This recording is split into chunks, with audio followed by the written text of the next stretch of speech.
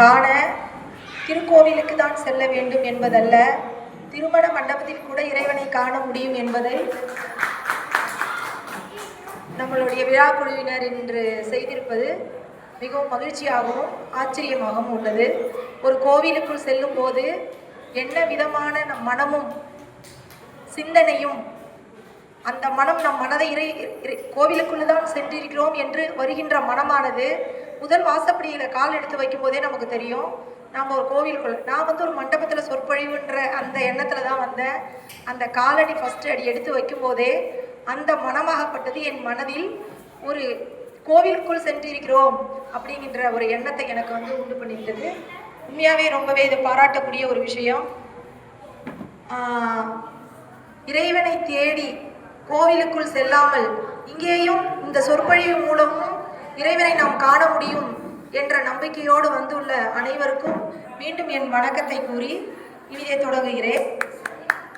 மாயனை, மண்ணு வட மதுரை மைந்தனை, தூய பெருநீர் யமுனை துறைவனை, ஆயர் குலத்தில் தோன்றும் அணி விளக்கை, தாயை குடல் விளக்கி செய்த தாமோதரனை, தூயோனாய் வந்து நாம் தூய தூமலர் தூவி வாயினால் பாடி மனதினால் சிந்திக்க போய பிழையும் புகுந்தருவான் நின்றனவும் தீனில் தூசாகும் செப்பேலோர் எம்பாவாய் என்னும் அடிகளுக்கு இணங்க இன்று இறைவனை நாம் வாயினால் பாடி மனதினால் துதிக்க உள்ளோம்.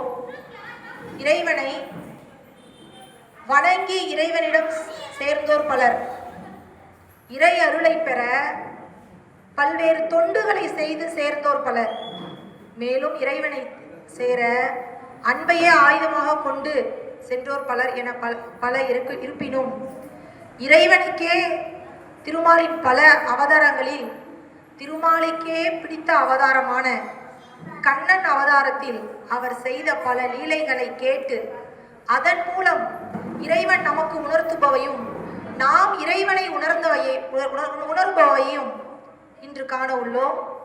அவ்வழியில் திருமால் பல்வேறு அவதாரங்களை எடுத்துள்ளார்.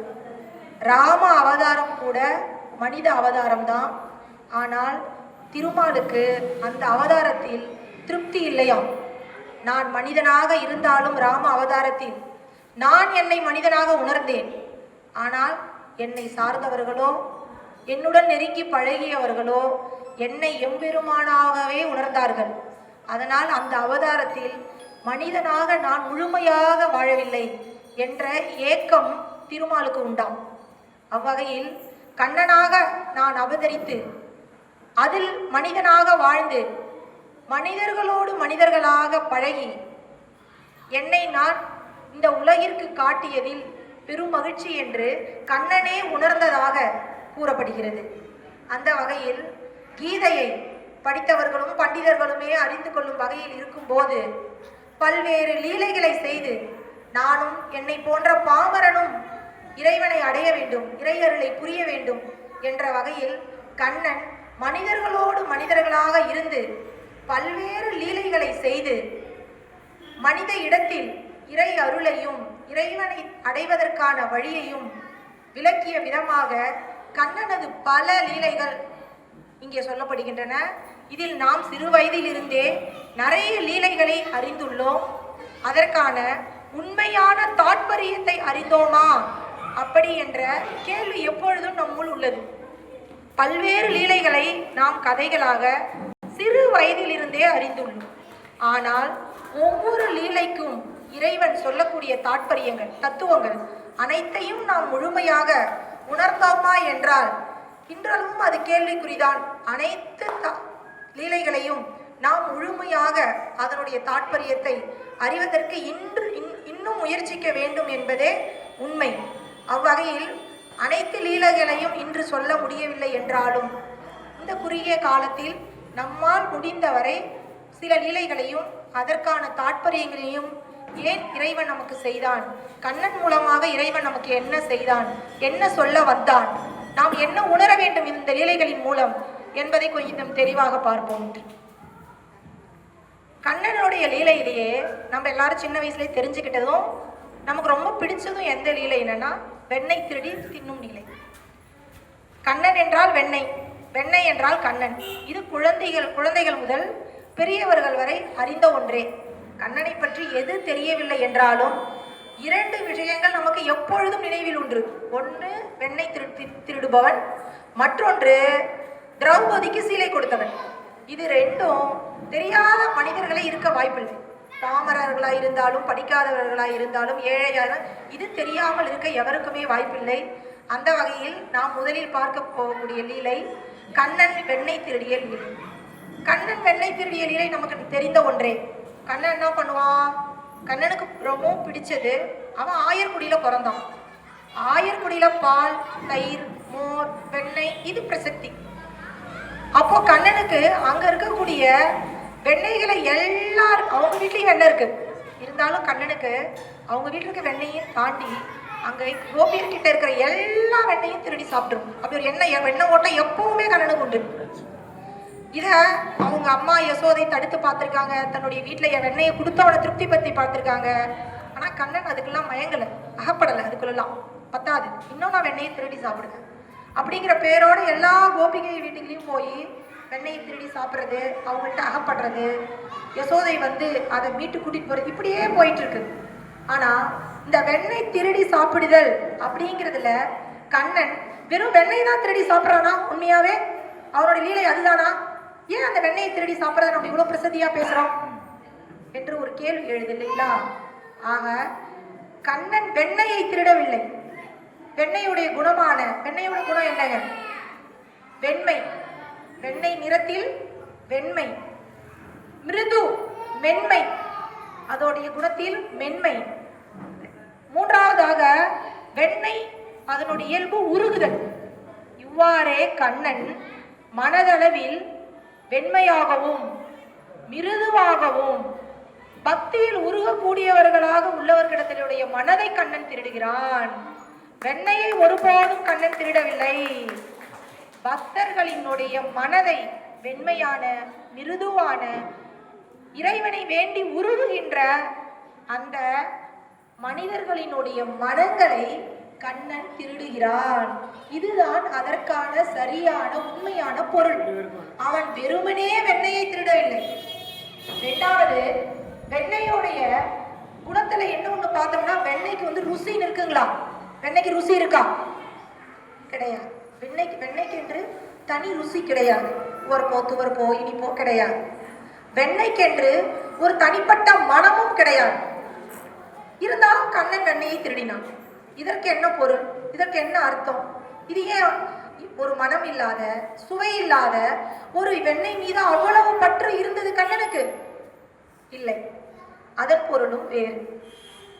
மனிதனாய் பிறந்து அவன் புகழின் உச்சியில் இருக்கலாம், பணத்தின் உச்சியில் இருக்கலாம், பாமரனாய் இருக்கலாம், படித்த மேதையாகவோ இல்லை படிக்காதவனாக யாராக வென்றாலும் இருக்கலாம். இந்த மூலையில் அவன் எங்கு வேணாலும் மனிதன் இருக்கலாம். கண்ணன் எப்படி உரிக்குள் மறைந்திருந்தாலும் கோபியர்கள்லாம் அவன்கிட்ட வெண்ணையை காப்பாற்றுறதுக்கு என்ன பண்ணுவாங்களாம்? கீழே ஒரு சட்டியை காலியா, நடுவில் ஒரு சட்டியில் வெண்ணெய், மேலே ஒரு சட்டியை காலியா, இப்படி மறைச்சு மறைச்சு மறைச்சு வைப்பாங்களாம். கரெக்டாக வச்சுருந்தா கரெக்டாக சாப்பிட்டு போகிறான், அதை ஒளிச்சு ஒளிச்சு வைக்கணும். அப்படி ஒளிச்சு ஒளிச்சு வச்சிருந்தாலுமே கண்ணன் கரெக்டாக அதை போய் திருடி சாப்பிடுவானாம். இதுக்கு என்ன அர்த்தம்னா, இந்த உலகில் மனிதனாக நீ எந்த மூலையில் இருந்தாலும், படித்தோ பாமரனோ அறிவின்றோ அறிவில்லாமலோ எப்படி இருந்தாலும், உன்னை சரியாக அடையாளம் கண்டு இறைவனுடைய இறைவனுக்கு அன்பானவனாக நீ இருந்தால் மட்டும் போதும். உன்னை எங்கு இருந்தாலும் வெண்ணையை அவன் அடையாளம் காண்பது போல் அடையாளம் கண்டு தன்னை தன்னோடு அவன் அணைத்துக் கொள்வான். வெண்ணையை அவன் ஒருபோதும் திருடவில்லை.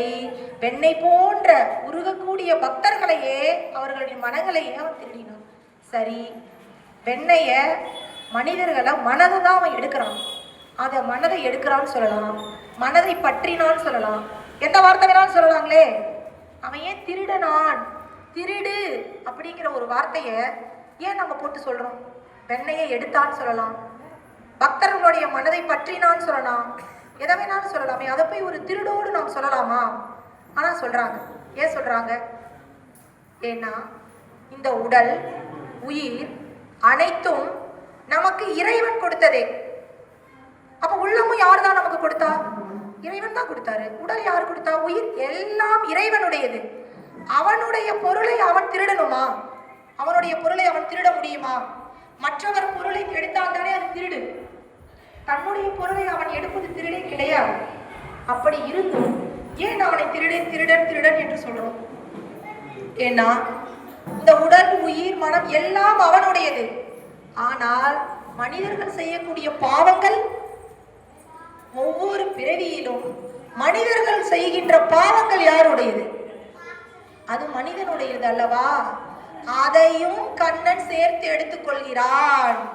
அப்போ மற்றவர்களுடையது பாவங்கள். உன்னுடைய பாவங்களை நீ இறைவனை தேடி போகும்போது உன்னுடைய பாவங்களை அவன் திருடி கொள்கிறான், உன்னை தூய்மைப்படுத்துகிறான். இதுதான் அவன் வெண்ணையை திருடி உன் மனதை திருடினானே தவிர ஒரு நாளும் கோபிகைகளில் இருக்கக்கூடிய வெண்ணையை கண்ணன் திருடினதாக அந்த லீலை நமக்கு சொல்லவில்லை. அந்த லீலை சொல்லக்கூடிய தாற்பயமாகப்பட்டது, வெண்ணையை போன்று வெண்மையாக மிருதுவாக இறைவனை என்றும் எண்ணி உருகக்கூடிய பக்தனாக நீ இருப்பாயே ஆனால், உன் மனம் இருக்குமே ஆனால், உன்னுடைய பாவங்களையும் சேர்த்து கண்ணன் திருடி கொள்ளுவான். உன்னை அவனோடு அணைத்துக் கொள்ளுவான், உன்னை தூய்மைப்படுத்துவான். இறைவா என்று நீ எண்ணினாலே உன் பாவங்களையும் சேர்த்து அவன் திருடி கொள்ளுகிறான். இப்படியாகத்தான் கண்ணன் ஒவ்வொரு இடத்திலும் வெண்ணையை திருடி அவர்களுடைய பாவத்தை துடைத்தானே தவிர ஒரு நாளும் கண்ணன் வெண்ணெய் என்ற ஒரு பொருளை போய் திருடியதாக அந்த லீலை நமக்கு நாம் புரிந்து கொண்டது வேறு